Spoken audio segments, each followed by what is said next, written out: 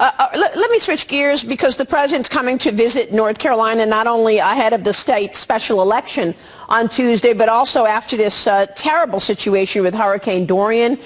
We've been watching the impact, of course, and the lives lost in the Bahamas. What can you tell us about the impact on North Carolina? Well, we were hit hard. Up in the Outer Banks and Ocracoke, we had a number of people who decided to stay there that were trying to help with recovery. Ocracoke was particularly hit hard with a 7-foot surge.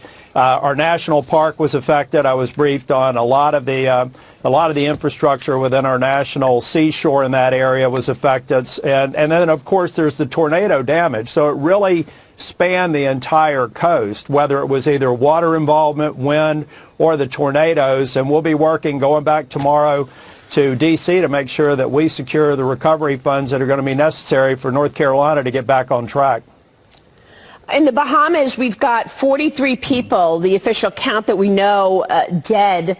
Many others missing. 49 people dead already in the Bahamas. Obviously, the Bahamas were hit so hard. Is there a link there between North Carolina and the Bahamas that you see? I mean, the Bahamas, it's just incredible, the devastation and destruction that has taken place.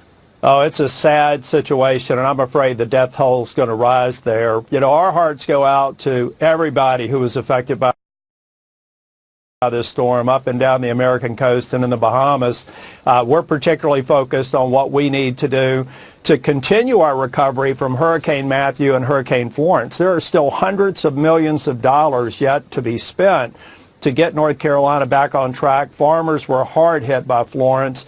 A lot of the same regions that were touched by Dorian were visited by Florence and Matthew over the last 2 years. So we have a lot of work to do here, but we also want to reach out to the Bahamas, make sure that we give the support that they need. The Coast Guard was already on the ground just after the storm passed through the Bahamas to provide relief, and we'll continue to do work there. All right, Senator, thanks very much. We'll be watching with your meeting upcoming and the special election on Tuesday. Thanks so much for joining us this morning. Thank you, Maria. Senator Tom Tillis. Up next, a new